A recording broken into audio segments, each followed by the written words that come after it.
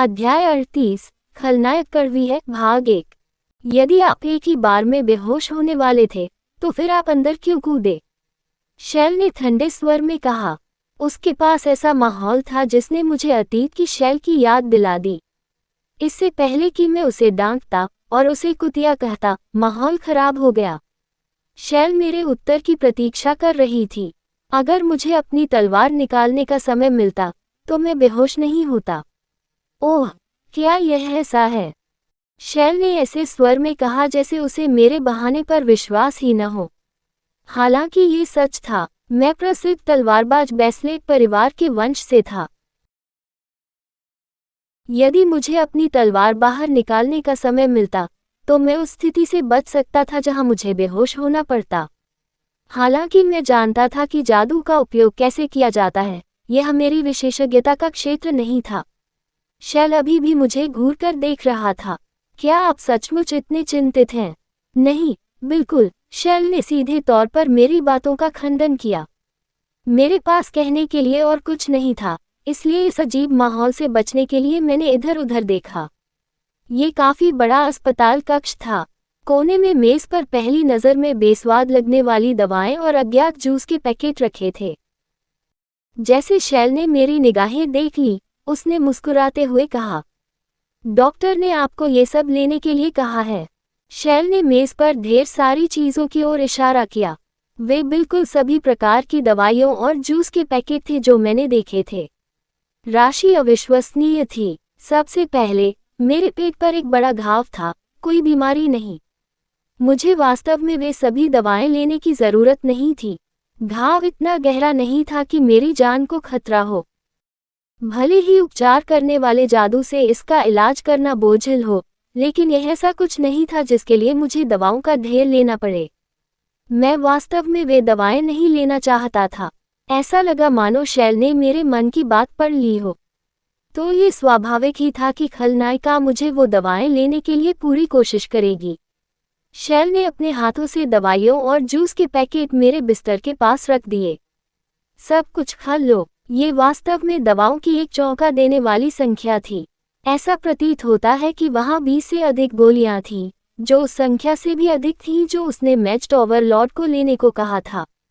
नहीं, यह उसके करीब भी नहीं आया। विभिन्न जड़ी बूटियों से बने कई प्रकार के सांद्रण भी थे।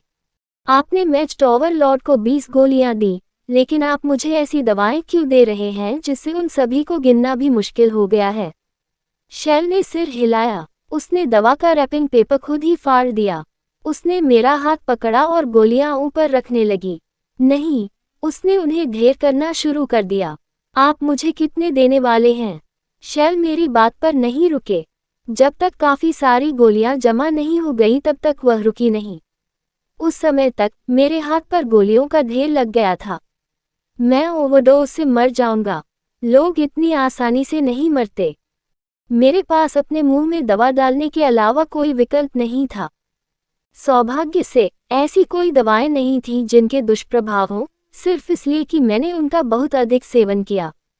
फिर भी खलनायक ने उन्हें स्वयं मुझे परोसा, इसलिए मैं उन्हें फेंक नहीं सका। नहीं, क्या वह सचमुच मेरी परवाह करेगी? जैसे ही मैंने गोलियां चबाना शुरू किया, वह विचार मेरे मन से निकल गया। शैल ने मुझे पानी भी नहीं दिया, इसलिए मैं बस वो कड़वी गोलियां चबा रहा था। मैंने अपने मुंह में कड़वे स्वाद के साथ शैल की ओर देखा।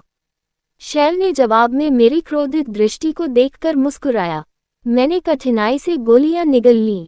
अब मुझे अपना मुंह धोने के लिए किसी चीज की जरूरत थी। हालांकि मैंने पहले ही यह सब निगल लिया था, फिर भी मैं कड़वा स्वाद महसूस कर सकता था। पानी, कृपया मुझे थोड़ा पानी दीजिए। पानी नहीं है, लेकिन मेरे पास भी कुछ ऐसा ही है। शैल ने मुझे मेरे बिस्तर के बगल में रखा जूस देना शुरू कर दिया। वह चाहती थी कि मैं पानी के बजाय वो जड़ी बूटियां पीऊं। क्या वास्तव में आपको मरीज के साथ इसी तरह व्यवहार करना चाहिए? लेकिन मैं कुछ नहीं कह सका। उन अनगिनत गोलियों को चबाना जितना मैंने सोचा था उससे कहीं अधिक दर्दनाक था। ये बहुत कड़वा और निराशाजनक था। मुझे ऐसा लगा जैसे मुझे अभी कुछ पीना चाहिए। जल से संबंधित जादू का प्रयोग भी असंभव था। मन से उत्पन्न जल पीने से कोई प्रभाव नहीं पड़ेगा। इससे मुझे बस हवा निगलने का एहसास होगा। कोई दूसरा रास्ता नहीं था, इसलिए मैंने वह साधारण पीना शुरू कर दिया जो उसने मुझे दिया था। लेकिन ये भी काम नहीं आया। इस दुष्ट महिला ने मुझे जो ध्यान दिया वह भी बहुत कड़वा था। ये घृणित था। ये भी स्पष्ट रूप से वही था जो इस दुष्ट महिला का लक्ष्य था। कहते हैं कि कड़वी बातें आपके स्वास्थ्य के लिए अच्छी होती हैं। शैल ने मेरी पीड़ा पर ध्यान दिया होगा। वह ऐसी बातें कह रही थी जो मेरे दिमाग को कुरेदने वाली थी। मैं उसे बचाने के लिए घायल हो गया था, लेकिन मुझे जो उपचार मिल रहा था वह बेतुका था। इसलिए मैंने बदला लेने के लिए अपने शरीर का बलिदान देने का फैसला किया। और तरीका सरल था। मुझे खलनायक को धोखा देना पड़ा। ये रस जितना मैंने सोचा था उससे कहीं अधिक स्वादिष्ट है। क्या कुछ और है? कहानी खत्म। अलविदा।